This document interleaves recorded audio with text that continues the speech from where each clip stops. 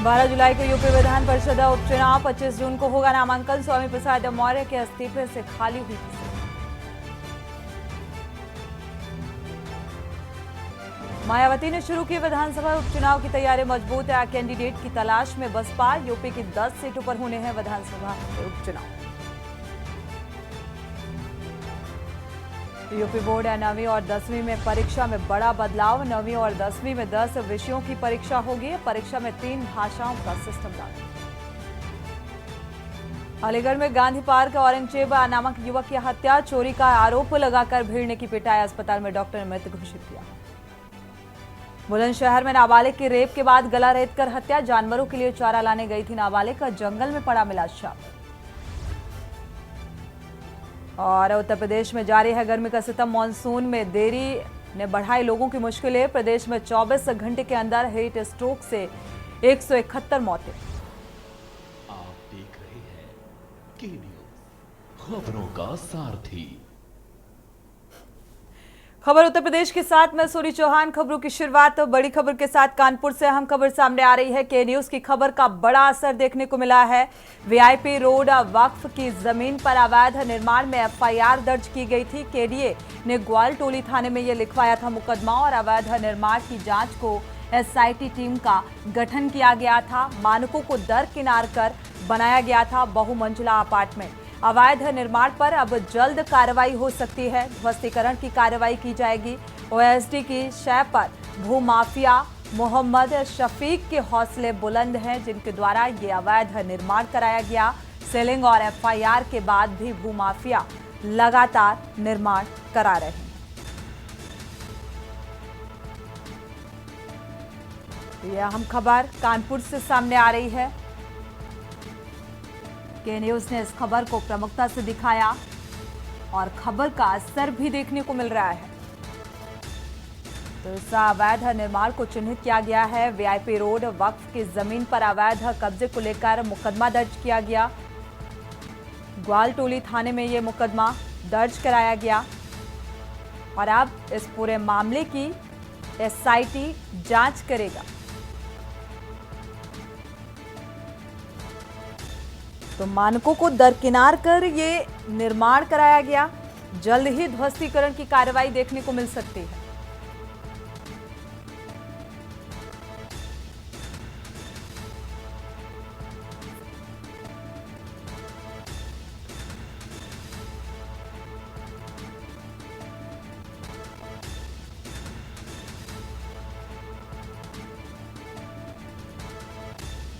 तो एसडी रवि प्रताप सिंह की शय पर ये माफिया जो हैं, माफियाओं के हौसले बुलंद हैं। हालांकि अब इस मामले को लेकर एफआईआर दर्ज हुई है। वक्फ बोर्ड की जमीन पर करोड़ों रुपए के फ्लैट बनाकर बेचने का जो मामला है, के न्यूज ने प्रमुखता से दिखाया। उसके बाद केडीए के अधिकारी और पुलिस प्रशासन भी जागा और अब ये जो मेरे पीछे बिल्डिंग है, इसको हम आपको दिखा दें। इस पर 2 बार सीलिंग की कार्रवाई करी गई है, लेकिन इस बिल्डिंग के मालिक के हौसले इतने बुलंद हैं कि लगातार सीलिंग की कार्रवाई होने के बावजूद जो है वो निर्माण कार्य किया जा रहा है। चौतरफा निर्माण कार्य होने के बावजूद अब पुलिस ने अपनी जो लापरवाही है उसको स्वीकारा है और इस बिल्डिंग के मालिक के ऊपर एफआईआर दर्ज हो गई है। कहीं ना कहीं के न्यूज की खबर का असर हुआ है। बिल्डिंग के जो मालिक हैं, जो भूमाफिया हैं, उनके ऊपर एफआईआर दर्ज हो गई है, लेकिन अभी भी बिल्डिंग में निर्माण कार्य तेजी से चल रहा है। लेकिन अब क्या इस बिल्डिंग में जो निर्माण हो रहा है उसको रोका जाएगा या फिर ध्वस्तीकरण की कार्रवाई करी जाएगी? क्योंकि जिस तरीके से केडीए के अधिकारी और पुलिस प्रशासन के अधिकारी संलिप्त है, उनको भूमाफिया के ऊपर उनका हाथ है, जिसके कारण भूमाफिया के हौसले बुलंद है। लेकिन अब हौसले बुलंद को किस तरीके से नाकाम किया जाएगा और क्या अब इस बिल्डिंग पर ध्वस्तीकरण की कार्रवाई होगी? कानपुर से के न्यूज के लिए सारिका गुप्ता की रिपोर्ट। तस इस खबर को दिखाया जब ये तस्वीर सामने आई अवैध निर्माण की, तब जाकर अब इसको गंभीरता से लिया गया है, यानी कि एफआईआर दर्ज की गई है और अब देखना होगा किस तरीके से इसमें कार्रवाई होती है। इन माफियाओं के खिलाफ क्या कुछ कार्रवाई होगी? सारिका गुप्ता इसी खबर पर जुड़ी हुई हैं संवाददाता। सारिका, देखा जाए ओएसडी रवि प्रताप सिंह की शय पर जो भूमाफिया हैं वो बेहद सक्रिय है और इसका जीता जागता उदाहरण भी देखने को मिल रहा है कि कितनी लापरवाही बरती गई और कार्रवाई जीरो नजर आई है। फिलहाल अब इस खबर को के न्यूज ने प्रमुखता से दिखाया, वहां पर पहुंची, क्या कुछ जमीनी हकीकत नजर आई? सारिका, जो जमीन है उस पर करोड़ों रुपए का जो नुकसान है जो है सरकार को चूना लगाने का काम भूमाफिया कर रहा था और भूमाफिया वक्फ बोर्ड की जमीन पर अवैध तरीके से निर्माण के साथ साथ उसे बेचने की भी पूरी तैयारी कर चुका था। हालांकि के न्यूज ने इस खबर को प्रमुखता से दिखाया और केडीए के जो अधिकारी हैं उन्होंने अपनी गलती स्वीकार करी। 2 बार सीलिंग की कार्रवाई होने के बावजूद भी जो केडीए के कुछ अफसर हैं उनका हाथ था भूमाफिया के ऊपर। लेकिन अब जिस तरीके से एफआईआर दर्ज हो गई है, ये कहा जा सकता है कि केडीए के जो अधिकारी संलिप्त थे अब उन्होंने इस पर एक्शन लिया है और कहीं ना कहीं पुलिस प्रशासन ने भी एफआईआर दर्ज कर ये दिखा दिया है कि किसी को भी बख्शा नहीं जाएगा, चाहे फिर वो भूमाफिया हो। अगर सरकार उन पर लगाम कसेगी तो कहीं ना कहीं पुलिस प्रशासन और प्रशासन भी ये अपनी कार्रवाई इन पर करेगा। तो इस पर सीलिंग की कार्रवाई के बावजूद अब एफआईआर दर्ज हो गई है, लेकिन जो भूमाफिया है उसके हौसले इतने बुलंद है क्योंकि आज भी केडीए के जो ओएसडी हैं रवि प्रताप सिंह, उनका जो हाथ है वो भूमाफिया के ऊपर है, जिसके कारण भूमाफिया डर नहीं रहा है बल्कि जो निर्माण है वो लगातार चल रहा है। और अब यह सवाल बिल्कुल सारिका, ये एक चेन है अगर देखा जाए। यहाँ पर ओएसडी रवि प्रताप सिंह के शय पर जो माफिया हैं वो पूरी तरीके से सक्रिय हैं, फल फूल रहे हैं और कार्रवाई नहीं की जाती माफियाओं के खिलाफ। अब चूंकि ये मामला जो है अब सुर्खियों में आया है, तो क्या लगता है, क्योंकि कटघरे में ओएसडी भी है?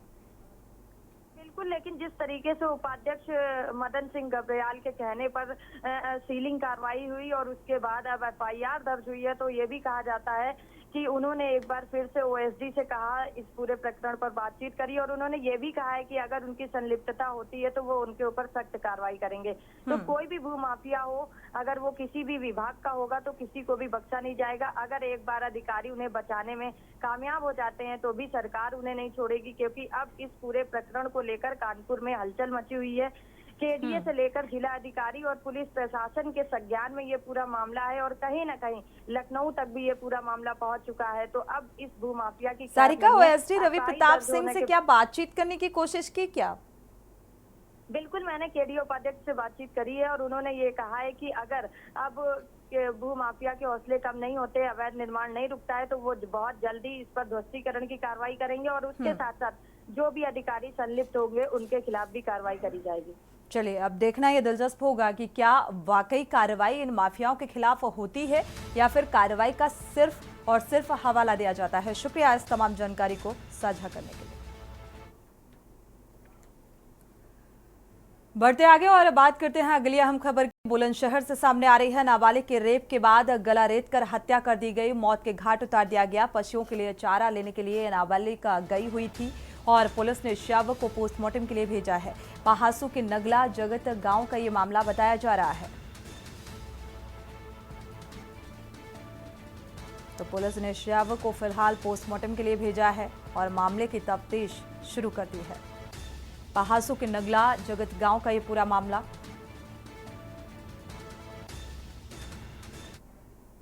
क्या घटना हुई है गांव में? आप लड़की का मर्डर हुआ है, समझे जी, नाबालिग लड़की है, उसका मर्डर हुआ।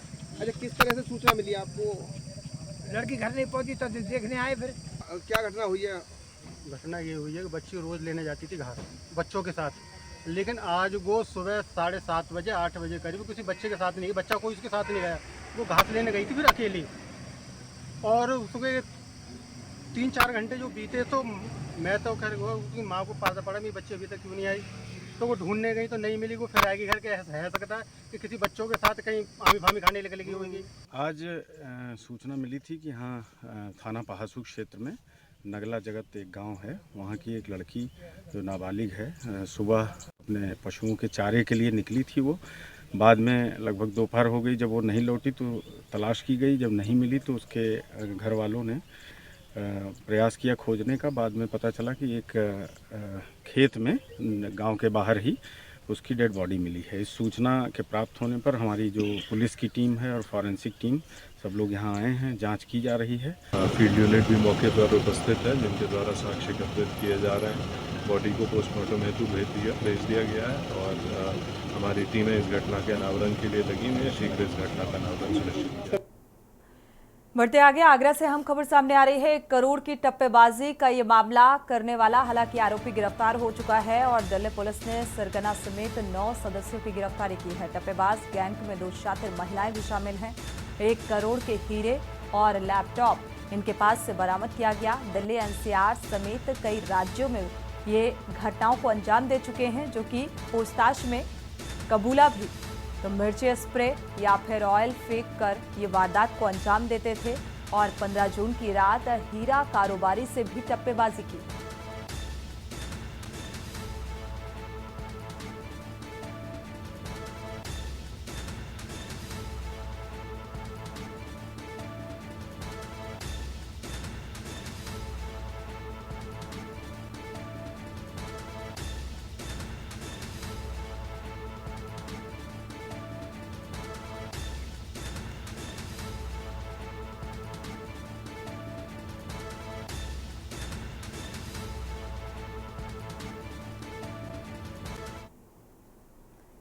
कानपुर देहात से अहम खबर, सीएमओ कार्यालय बना भ्रष्टाचार का अड्डा। बाबू का रिश्वत लेते हुए वीडियो सामने आ रहा है। वायरल हुआ, पैसों के लालच में जान से खिलवाड़ कर रहे हैं और स्वास्थ्य कर्मी आरबी सिंह का वीडियो सामने आया।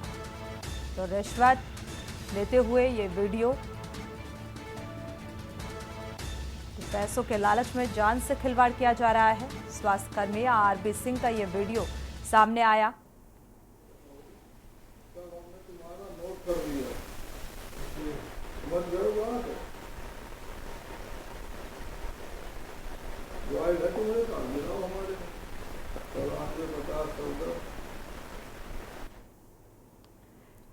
मेरठ से खबर, पिकअप ने साइकिल सवार किसान को रौंद दिया है। भागने के प्रयास में पिकअप भी सड़क पर पलटी। खेत से काम कर घर लौट रहा था ये मृतक किसान। गुस्साए ग्रामीणों ने घंटों सड़क पर जाम कर दिया। इस घटना के बाद ग्रामीणों की नाराजगी देखने को मिली और एसडीएम सीओ ने कार्रवाई का आश्वासन दिया है। पुलिस ने पिकअप गाड़ी के चालक को हिरासत में लिया और सरधना थाना क्षेत्र के चोरा गांव के पास का ये मामला सामने आ रहा है।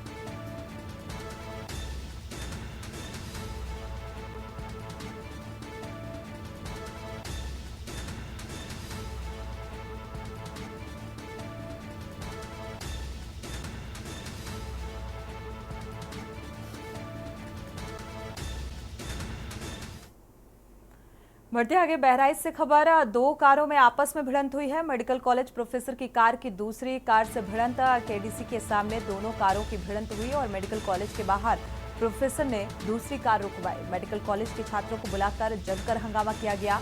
जानकीपुरा मोहल्ले का रहने वाला ये कार सवार बताया जा रहा है। तिकोनी बाग चौकी में दोनों ही तरफ से तहरीर दी गई है और मौके पर पहुंचे प्रिंसिपल ने मामले को फिलहाल रफा दफा किया। तो देहात कोतवाली क्षेत्र के तिकोनी बाग का ये मामला।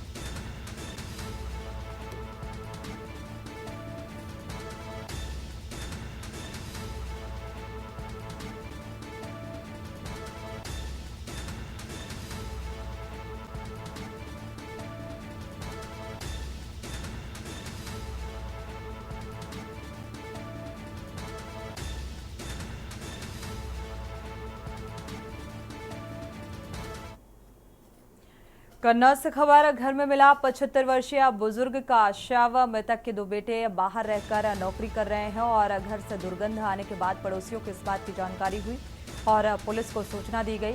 सदर कोतवाली क्षेत्र के ग्वालिया मैदान के पास का ये मामला सामने आ रहा है।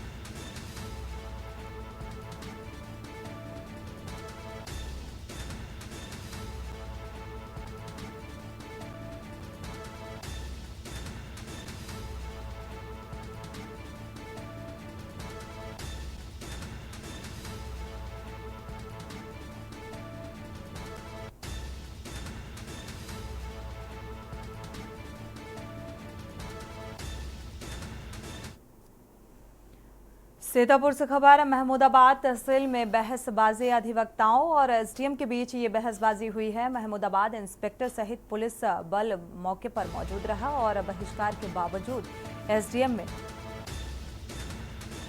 सुनवाई कर रहे थे। भड़के अधिवक्ताओं ने एसडीएम से बहस करनी शुरू कर दी।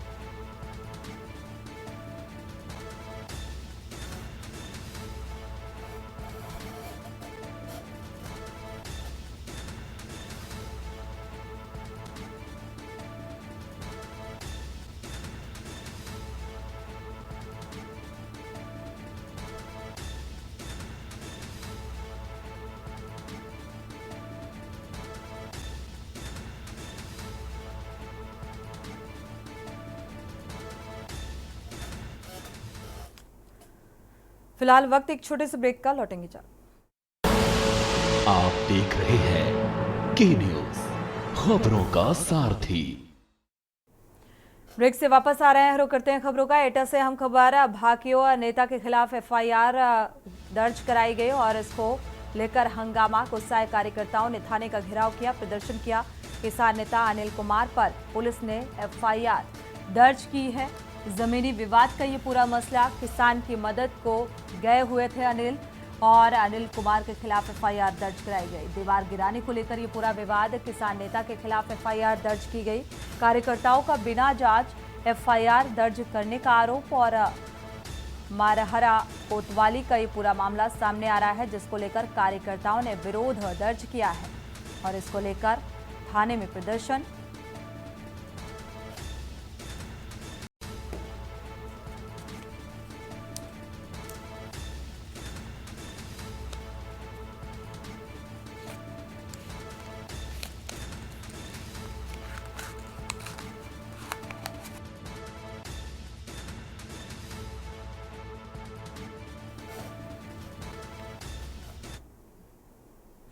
बढ़ते आगे, कन्नौज का रुख करते हैं। कन्नौज से खबर है। एनएचएआई की जमीन से हटाई अवैध दुकानें और मुआवजा लेने के नाम पर जगह नहीं छोड़ रहे थे। हाईकोर्ट के आदेश के बाद प्रशासन ने कार्रवाई की है। छिबरामऊ के पूर्वे बाईपास पर 16 दुकानों को ध्वस्त किया गया, तो ध्वस्तीकरण की कार्रवाई की गई।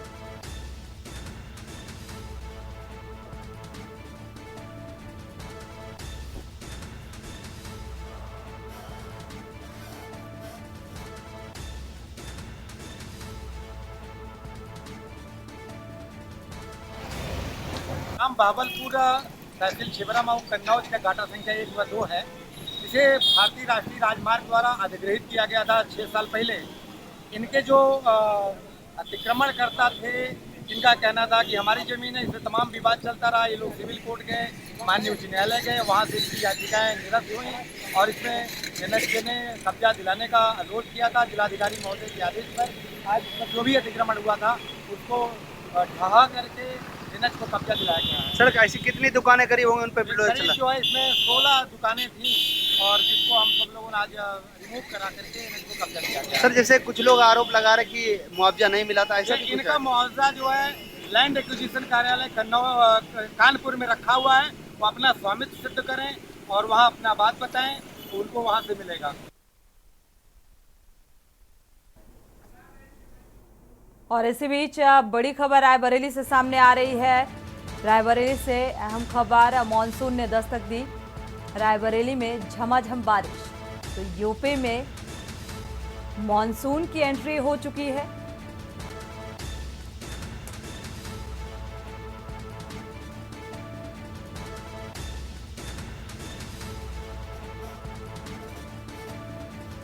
रायबरेली में मॉनसून ने दस्तक दी। फिलहाल मॉनसून की एंट्री हो चुकी है उत्तर प्रदेश में और रायबरेली में झमाझम बारिश। तो फिलहाल भीषण गर्मी से रायबरेली वासियों को राहत तो मिलती हुई नजर आ रही है।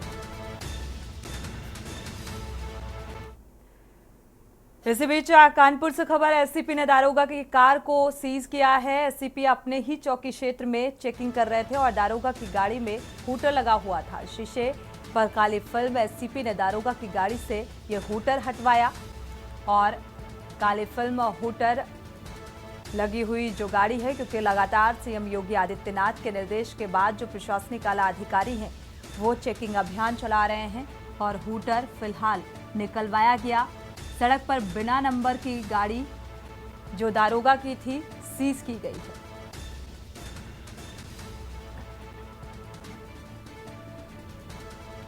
तो दारोगा की कार को फिलहाल एसीपी पनकी ने सीज किया है। दारोगा ने चेकिंग के दौरान कार सवार युवक से अभद्रता भी हुई। युवक ने मौके पर ही आला अधिकारियों से इस बात की शिकायत भी की और फिर एसीपी मौके पर पहुंचकर कार्रवाई करते हुए नजर आए। तो कानपुर के पनकी थाना क्षेत्र का मामला, इस गाड़ी में ना आगे नंबर और ना पीछे नंबर है। ये देखिए गाड़ी चारों तरफ काली फिल्म लगी हुई है और उसके बाद में ये देख लीजिए जो दूसरों गाड़ी के काली फिल्म का हूटर का चालान करते हैं। इस गाड़ी में हूटर भी देखिए एलमेल चौकी इंचार्ज की गाड़ी खड़ी है, ना ही इसमें नंबर है, ब्लैक काली फिल्म है और ये यहाँ पे खड़ी है। देख लो दूसरों गाड़ी के काली का चालान करते हैं। ना इस गाड़ी में ना आगे नंबर और ना पीछे नंबर है। ये देखिए गाड़ी चारों तरफ काली फिल्म लगी हुई है और उसके बाद में ये देख लीजिए जो दूसरों गाड़ी के काली फिल्म का हूटर का चालान करते हैं। इस गाड़ी में हूटर भी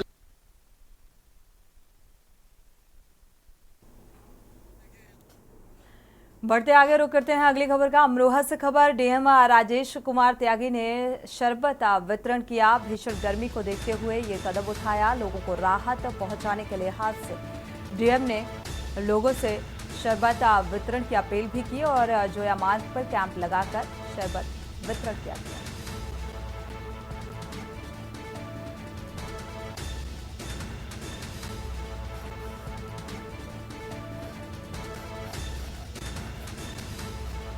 डीएम राजेश कुमार त्यागी की ये पहल, अमरोहा के डीएम की ये पहल होती हुई नजर आ रही है। भीषण गर्मी को देखते हुए ये कदम और लोगों से भी इस बात की अपील।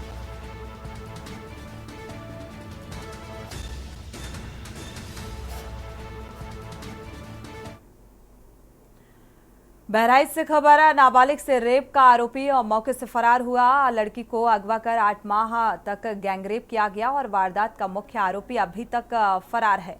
बहाने से घर बुलाकर अगवा किया गया। हरियाणा के सिरसा में 8 माह तक गैंगरेप किया गया और पुलिस ने सिरसा से लड़की को बरामद किया था।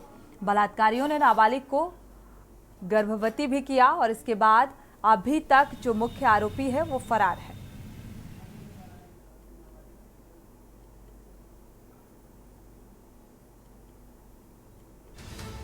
तो फिलहाल पुलिस ने 376 और पॉक्सो एक्ट के तहत ये धारा बढ़ा दी है। पीड़िता मुख्य आरोपी की गिरफ्तारी की मांग कर रहे हैं। धरने पर ये रेप पीड़िता बैठी हुई है। धरने पर 9 माह की गर्भवती रेप पीड़िता अब धरना प्रदर्शन कर रही है कार्रवाई की मांग को लेकर। पयागपुर थाना क्षेत्र का ये मामला सामने आ रहा है।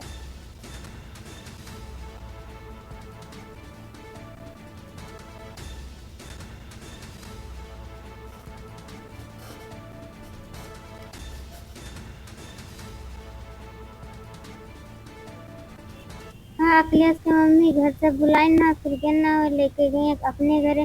फिर अखिलेश और उनके मम्मी कहीं अपने दामाद छोड़ दिए ना, लेके गए रहा। उनका दामाद हमें लेके गए वहाँ छोड़ी ना गोंडा स्टेशन पर। वहाँ पर वीरेंद्र आए, वीरेंद्र लेके गए सिरसा। सिरसा में विष्णु भी मिले और प्रहलाद भी मिले। हमारी नाबालिग बेटी को बहला फुसलाकर भगा ले गए थे। कौन? अखिलेश हैं, वीरेंद्र हैं, विष्णु हैं, प्रहलाद हैं और अखिलेश का जीजा था। कहाँ ले गए? सिरसा ले गए थे। फिर वहाँ शोषण हुआ, उसको माँ बन गई। 8 गर्भवती हो गई है। 9 महीने हो रहे हैं इस समय।